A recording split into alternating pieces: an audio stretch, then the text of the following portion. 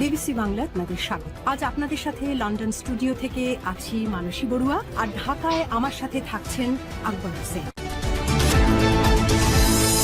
বাংলাদেশের সর্বশেষ গুরুত্বপূর্ণ আপডেট সংবাদে আপনাকে স্বাগত। শুরুতেই সংবাদ শিরোনাম, পরে বিস্তারিত। প্রথমেই জানাবো, বিরোধী দলীয় নেতা ডাক্তার শফিকুর রহমান বললেন, জুলাই যোদ্ধাদের সঙ্গে বেইমানি করলে আল্লাহ আমাদের ছেড়ে দেবে না। জামাত ইসলামের আমির এবং জাতীয় সংসদের বিরোধী দলীয় নেতা ডাক্তার শফিকুর রহমান জানিয়েছেন যে জুলাই যোদ্ধাদের সঙ্গে বেইমানি করলে আল্লাহ তাআলা আমাদের ছেড়ে দেবে না। গণভোটের রায় বাংলা জমিনে বাস্তবায়ন করতে হবে। অন্যায়ের কাছে আমরা কখনোই মাথা নত করব না। এরপর জানাবো, হাসিনা দেশের সীমানায় পা রাখলে গ্রেপ্তার, বললেন আইনমন্ত্রী। ফ্যাসিস্ট শেখ হাসিনা দেশের সীমানার মধ্যে প্রবেশ করলেই তাকে গ্রেপ্তার করা হবে বলে স্পষ্ট জানিয়েছেন আইনমন্ত্রী আসাদুজ্জামান। আজ আইন বিচার ও সংসদ বিষয়ক মন্ত্রণালয়ের সম্মেলন কক্ষে বাংলাদেশ আইনগত সহায়তা অধিদপ্তর বা দুইটি সমঝোতা স্মারক স্বাক্ষর অনুষ্ঠানে সাংবাদিকদের এক প্রশ্নের জবাবে তিনি এমন কথা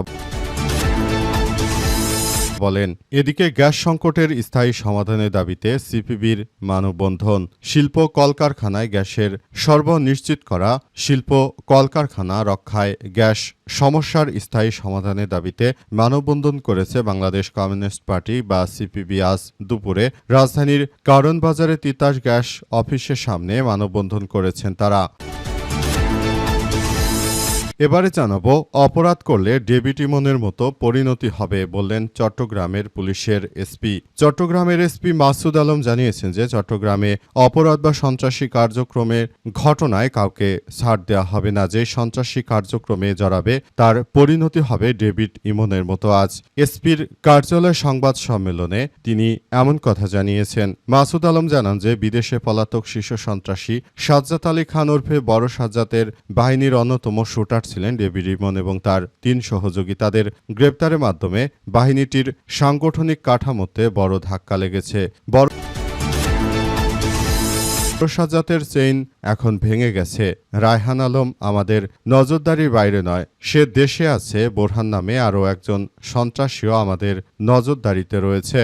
এবং সর্বশেষ জানাবো, আর্জেন্টিনায় দাবানল নেভানোর মহড়ায় গিয়ে হেলিকপ্টার বিধ্বস্ত, সব যাত্রী নিহত।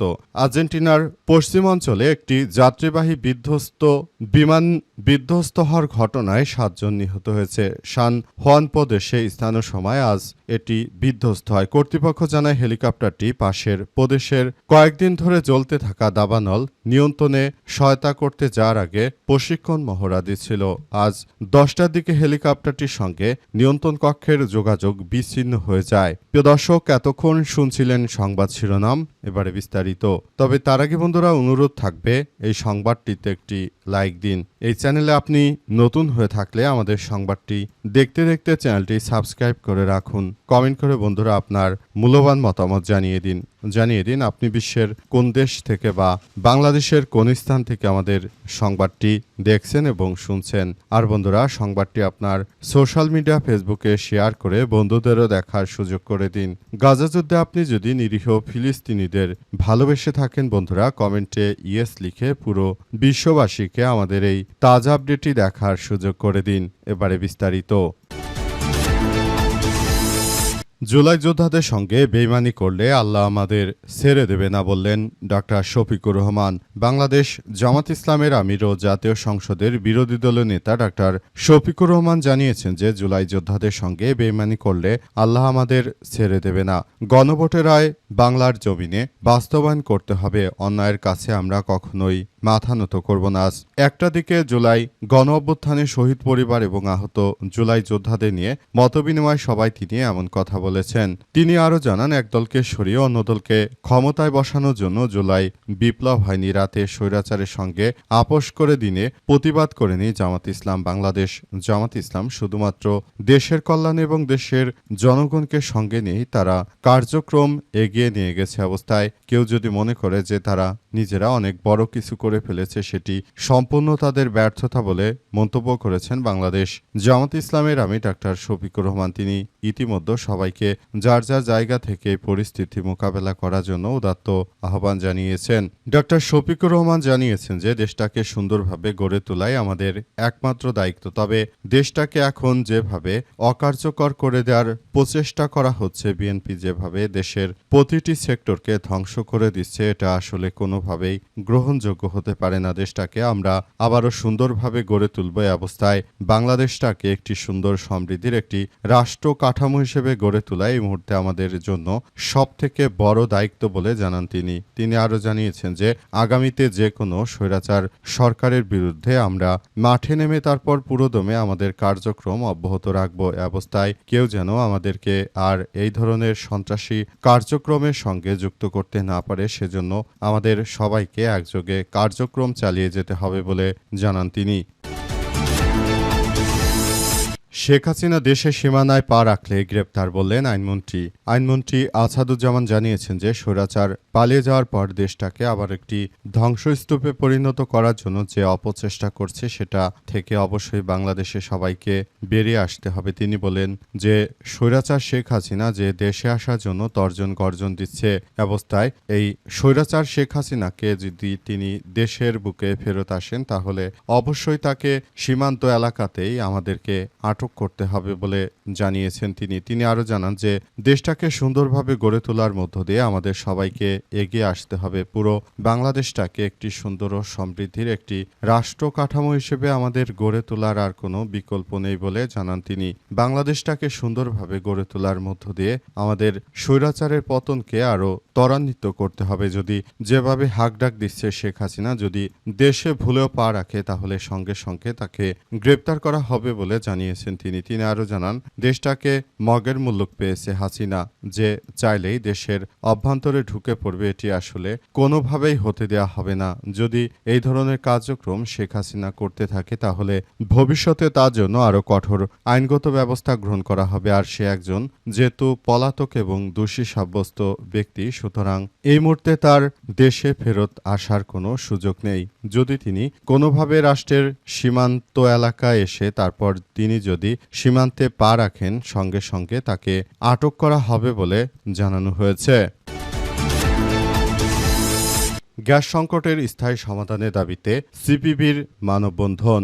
শিল্প কলকারখানা রক্ষায় গ্যাস সমস্যার স্থায়ী সমাধানের দাবিতে মানববন্ধন করেছে বাংলাদেশ কমিউনিস্ট পার্টি। আজ দুপুরে রাজধানীর কারণ বাজারে তিতাস গ্যাস অফিসের সামনে মানববন্ধন করেছে তারা। এ সময় তারা বিভিন্ন প্ল্যাকার্ড পরামর্শ প্রদর্শন করেছেন এবং সেখানে লেখা আছে গ্যাস চুরি ও অব্যবস্থাপনা দূর করো এবং মানব সম্পদ সিলিন্ডার সঠিক ওজন ও ন্যায্য মূল্যে গ্যাস দাও। মানসম্মতভাবে বাংলাদেশে গ্যাসের সরবরাহ করতে হবে বলে সিপিবির পক্ষ থেকে নিশ্চিত করা হয়েছে। সিপিবির পক্ষ থেকে আরও বলা হয়েছে যে যারাই গ্যাস নিয়ে নয়ছয় করবে, তাদেরকে বাংলাদেশে জনগণ ধাওয়া দিতে বাধ্য হবে। তিনি সিপিবির নেতাকর্মীরা আরও জানিয়েছে যে দেশটাকে সুন্দরভাবে গড়ে তোলার মধ্য দিয়ে আমাদের সবাইকে আরও এক ধাপ এগিয়ে যেতে হবে। যদি দেশের এই করুণ অবস্থা হয় এবং যদি দেশটাকে এভাবে এগিয়ে নিয়ে না যায়, তাহলে এই দেশ কখনোই বাংলাদেশটা আর ভবিষ্যতের দিকে এগোতে পারবে না বলে সিপিবির পক্ষ থেকে বলা হয়েছে। সিপিবির পক্ষ থেকে আরো বলা হয়েছে যে দেশটাকে সুন্দরভাবে গড়ে তোলা এই মুহূর্তে আমাদের জন্য অত্যন্ত গুরুত্বপূর্ণ একটি বিষয় হিসেবে দাঁড়িয়েছে। আমরা মনে করি বর্তমান সরকার ক্ষমতা আসার পর থেকেই বাংলাদেশে যথাযথভাবে জ্বালানি সরবরাহ করতে পারছে না এবং এটি না করার মধ্য দিয়ে তারা মূলত দেশটাকে একটি ধ্বংসস্তূপে পরিণত করছে। তারা যদি রাষ্ট্রটিকে এভাবে কার্যক্রমের দিকে তারা ঠেলে দেয়, তাহলে এই রাষ্ট্র কখনোই আর ঘুরে দাঁড়াতে পারবে না। যদি শিল্প কলকারখানায় যথাযথভাবে সরকার গ্যাসে সরবরাহ করতে না পারে, সেখানে যদি ব্যর্থ হয়, তাহলে এই রাষ্ট্রে এখন আর কোনো কিছুই আসলে পাওয়া যাবে না। তারা পুরোপুরি যে ব্যর্থতার প্রমাণ দিয়েছে, সেটি আবারও সামনে এসেছে। তাই বলতে চাই, বর্তমান বিএনপি সরকারের বিরুদ্ধে সবাইকে জোরে সোরে সজাগ দৃষ্টি রাখতে হবে এবং একটি সুন্দর ও সমৃদ্ধির একটি রাষ্ট্র কাঠামো আমাদের সবাইকে গড়ে তুলতে হবে বলে উল্লেখ করা হয়েছে, যাতে করে ভবিষ্যতে আমরা সুন্দর ও সমৃদ্ধির একটি রাষ্ট্র কাঠামো আমরা গড়ে তুলতে পারি। কেউ যদি অপরাধ করে তাহলে তার পরিণতি হবে চট্টগ্রামের শীর্ষ সন্ত্রাসী ডেভিড ইমনের মতো, বললেন চট্টগ্রামের এসপি মাসুদ আলম। চট্টগ্রামের পুলিশের এসপি এবার তিনি মুখ খুলেছেন। তিনি জানিয়েছেন যে যদি আসলে এভাবে কার্যক্রম হতে থাকে তাহলে আমরা এই সন্ত্রাসীদেরকে কোনোভাবেই ছাড় দেব না। তিনি আরও জানিয়েছেন যে চট্টগ্রামের এসপি আরও জানিয়েছেন যে দেশটাকে সুন্দরভাবে গড়ে তোলার মধ্য দিয়ে আমাদের সবাইকে এগিয়ে আসতে হবে। যদি রাষ্ট্র কাঠামো যথাযথভাবে আমরা পরিচালিত করতে না পারি সেক্ষেত্রে আমরা এক ভয়াবহ বিপর্যয়কর পরিস্থিতির মধ্যে পড়ে যাব, আর সেখান থেকে আমাদের বেরিয়ে আসা অত্যন্ত জটিল কিছু হয়ে দাঁড়াবে। আমরা বিষয়গুলো অত্যন্ত গুরুত্ব সহকারে দেখভাল করছি।